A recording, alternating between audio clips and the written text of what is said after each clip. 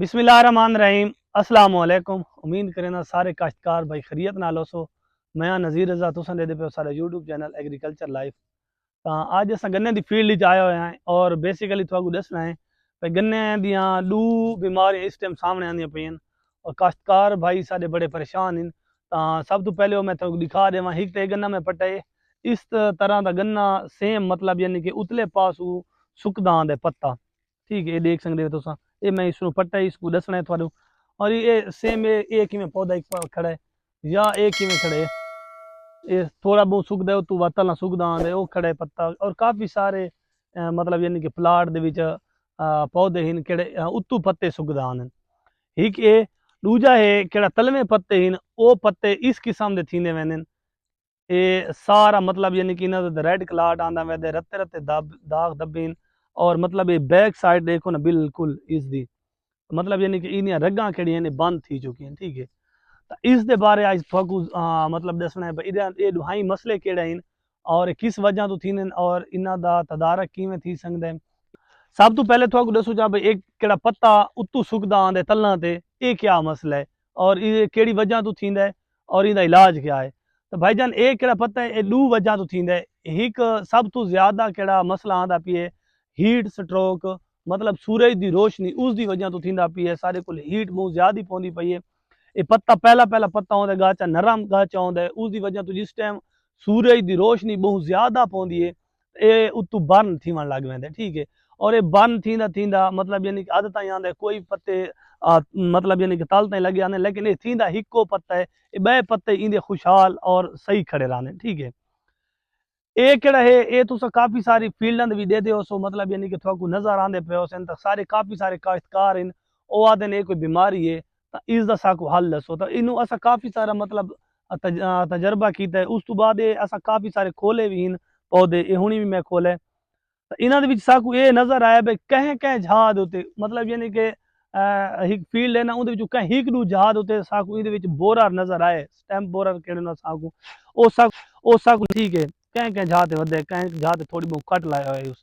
ठीक है, लेकिन अक्सर जहाज साकू कहें जहाज भी बोरा नज़र नहीं आया ओ इस वजह तो अगर बोरा नज़र नहीं आया तो ये सानू केड़ा है ये सन बरने अगर कहें जहाज तो तुसा खोल के देखो अगर थोकू बोरा नज़र आंदा पिए कट लगो है नज़र आंदा पिए। ठीक है, तो वध थोड़ा ये मतलब यानी कि बोरार है तो इस बोरार दी केड़ी दवाई है काफ़ी सारियां केड़ियां तले तो रूट बोरा नू देंदे वे दवाइयां हुण इस टाइम मतलब अगर इतना रूट बोरा लगा वदा होवे जाड़ा वाला कीड़ा लगा वदा होवे तो ये हुण इस टाइम आगली बना चुका है। जिस टाइम आप हिक साइडू जितना भी खावे रहा इसकी खुराक दूजे साइडू गन्ने की बरहाल थी रही है पूरी खुराक थी रही है तो गन्ने का बूटा नहीं सुकता ये वाला निकल के बह पास लगा वेंदे। ठीक है ना, अगर ये गाच इतना आ लगता ना मेन दे विच उत्ते वत ये पत्ते नु सुका देंदे सारे नु तो इसका हल ये भाई केड़ा तुसा दानेदार क्लोरेंट्रा नीली परोल नु छट्टा करो। अगर छोटा गन्ना है थोड़ा तो उसनु तुसा छट्टा कर सकदे वे तो ये गाचे दे विच पोसी ठीक है वाला उत्तू जिवें नमी पौंदी है या बारिश आंदी है उस नाल मार सकदे। अगर वो थोड़ा मुश्किल है तो वत तुसा क्लोरेंट्रा नीली परोल दी मतलब बोतल और उस दे नाल तुसा फिप्रोनिल फिप्रोनिल नु फ्लड करो और सरयत पजीर है वो इतने तक आके इसको खत्म कर सकती है। लेकिन ज्यादातर केड़ा मसला मतलब असा डिठा है वो सन बर्न वजह तो है और वो काफ़ी सारी हद ताईं जिमें बारिश मतलब काफ़ी सारे इलाकों होंदी पई है तो बारिश जिमें आंदी पई है उस नाले ठीक थींदा पई है। ठीक है, तो बेहतर है तुसा देख गिनो अगर बारिश आ गई है तो इंशाल्लाह इंशाल्लाह खुद ब खुद ठीक हो वैसी इदो तो कहीं किस्म की दवाई दा कराने का फायदा कौन है। अगर तुसा मन के दे देवे अगर वाकई मतलब इतना कीड़ा नजर आंदा पई है तो वह तुसा इसको मतलब क्लोरेंट्रा नीलीप्रोल दा छट्टा भी कर सकदे अगर छोटा गन्ना है अगर वड्डा गन्ना है तो वह तुसा तले फ्लड करो।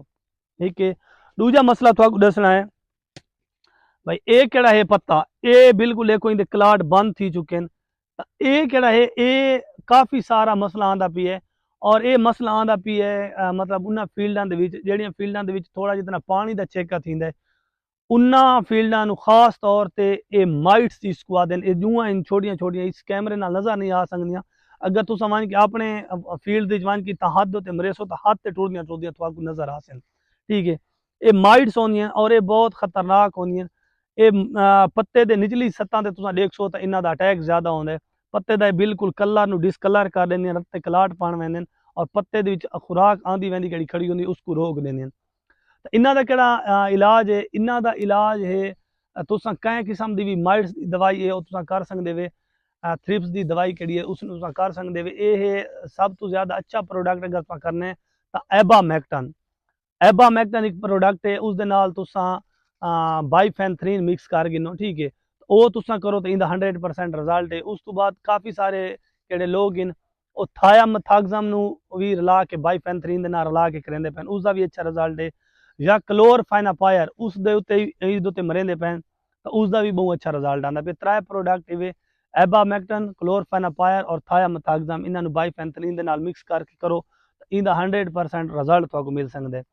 बकाया इसका अगर कैं किस्म का ज़्यादा तो स्ट्रैस लगता पी है तो वह तुसां इस दे विच जिंक केड़ी है ना लिक्विड जिंक वो फ्लड करो।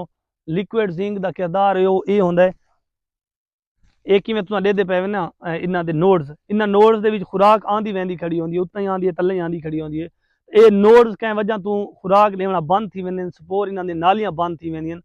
ये नालियां जिवें ही बंद थींदियां ना तो वह खुराक उत्ते थले नहीं आती पई होंदी। तो जिंक केड़ी होंदी है लिक्विड जिंक, ये मैं तुहानू दिखा देवां। ये असां हुण खुद ये फ्लड करेंदे पे हैं, ये लिक्विड जिंक है, ठीक है। तो ये लिक्विड जिंक केड़ी है 20 लीटर असां तकरीबन 2 एकड़ दे फ्लड करेंदे पे हैं। ये लिक्विड जिंक तुसां इसदी फ्लड कर सकदे वे। इसदा बेसिकली ज़्यादातर कम इहो ही होंदा है इस वंज के ते मतलब यानी कि केड़ी इन्हां दियां नोड्स इन्हां नू मतलब खोलना होंदा है। खुराक उत्ते थले आवन लग वेंदी है और जिवें खुराक उत्ते थले आवन लग वेंदी है तोड़ तक तो उस दे नाल पत्ता या कोई भी किथाई भी मतलब खुराक नहीं पहुंचती पई तो उस पत्ते ते खुराक पहुंचती है और पत्ता बरहाल थी वेंदा कोई भी चीज़ है तो जिंक एक किरदार अदा करेंदी है अपना, ठीक है। तो ये मतलब यानी कि तुहानू इस दसना और इस टाइम जेह्ड़े वड्डे गन्ने हैं उन्हां दे विच तुसां इस टाइम आके जिवें 5-6 आगलियां बनाई खड़े इस तो भी ज़्यादा इस टाइम अपने नोड्स बना गिंदा है। तो इसनूं तुसां इस टाइम आके एक दफ़ा पोटाश दो। पोटाश केड़ी तुसां देवनी है लिक्विड पोटाश नहीं देवनी। लिक्विड पोटाश कितनी भी कंपनियां देनियां पैन और 30% पोटाश देनियां पैन। 30% पोटाश का मतलब है अगर तुम 10 लीटर पैंदे वे तो वो 3 किलो तुहानू पोटाश मिलती है, ठीक है। 3 किलो पोटाश कम है उहदा तुहाडे उत्ते खर्चा ज़्यादा है। तो तुसां कहीं भी कंपनी अच्छी कंपनी का तुसां पाउडर फॉर्म में पोटाश गिननी है उहदे विच एक तो पोटाश भी होंदी है नाल उहदे विच एक्स्ट्रा सल्फर भी है। वो बेहतर है इस टाइम मतलब गन्ने की खुराक वो है।